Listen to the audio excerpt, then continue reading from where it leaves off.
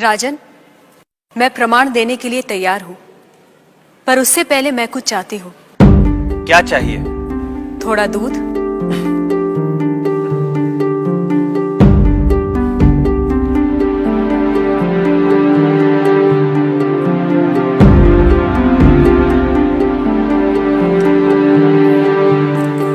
राजन, इस पात्र में आपको क्या दिखाई दे रहा है? दूध? क्या दूध के अलावा कुछ और दिखाई दे रहा है? नहीं। पर मुझे तो मक्खन भी दिखाई दे रहा है। क्या आपको मक्खन दिखाई दे रहा है?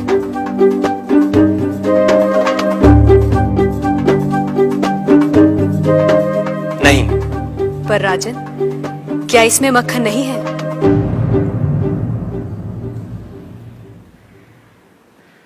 है।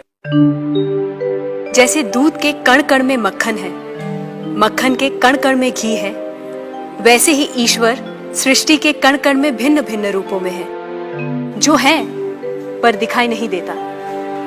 जैसे दूध से मक्खन पाने के लिए उसे मथना जरूरी है, उसी तरह वेदांत के श्रवण, वेदांत का मनन और उसके निहितार्थ पर निरंतर ध्यान के द्वारा ही ईश्वर का अनुभव किया जा सकता है।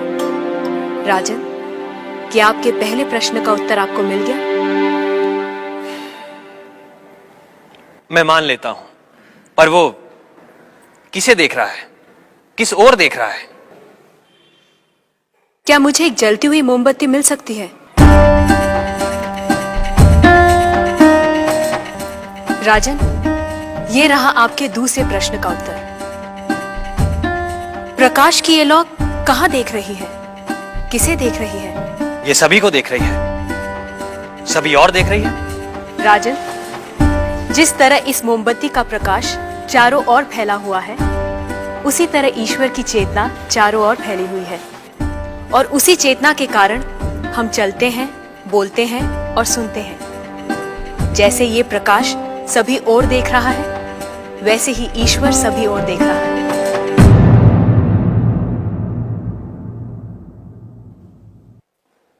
अब आपका तीसरा प्रश्न। वो इस समय क्या कर रहा है? राजन, इस समय मैं आपके प्रश्नों का उत्तर दे रही हूं, इसलिए मैं तुम्हारी गुरु हूं और तुम मेरे शिष्य। पर मैं खड़ी हूं और तुम बैठे हो। यदि अपने प्रश्न का उत्तर चाहते हो तो तुम्हें मुझे अपना आसन देना होगा।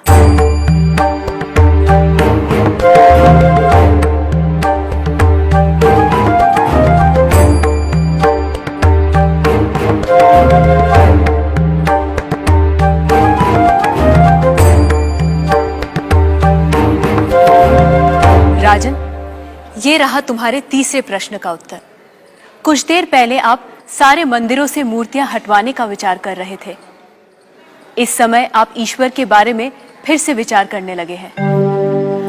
आप मेरे स्थान पर खड़े हैं और मैं आपके सिंहासन पर बैठी हूं। इधर एक राजा को सामान्य नागरिक का स्थान और एक सामान्य नागरिक को राज सिंहासन दे सकता है, ये आप देख रहे हैं। आप मेरे स्थान पर और मैं आपके स्थान पर बैठी हूं। ईश्वर इस समय ये करवा रहा है। उस अनंत और असीमित शक्तियों के स्वामी, जिसने ये सुंदर, अद्भुत, विस्मयकारी और महान संसार रचा है, जिसमें सूर्य, चंद्र, तारे, ग्रह, नक्षत्र अपने अपने स्थान पर स्थिर और गतिमान है, जिसके कण कण में एक व्यवस्था है। ऐसे शब्दों और ज्ञान से परे ईश्वर के लिए क्या संभव है? कहिए राजन, क्या मंदिरों से मूर्तियां हटवाई जाएं? मूर्तियां तो उस ईश्वर की प्रतीक है, उनका मूर्त रूप है। वह सर्वज्ञ, सर्वशक्तिमान, सर्वव्यापी ईश्वर सर्वत्र है। किसी ने उसको पत्थर में पाया, किसी ने पेड़ों में, किसी ने शब्दों के माध्यम से, तो किसी ने प्रार्थना करके। वही परमात्मा अनेक नाम, रूप और गुणों में व्यक्त होता है, और कोई उन्हें अरूप और निर्गुण आत्मा के रूप में जानते हैं। ईशास्माद्वातः पवते ईशोदेति सूर्यः ईशास्मादग्निश्चेन्द्रश्च मृत्युर्धावति पंचम इति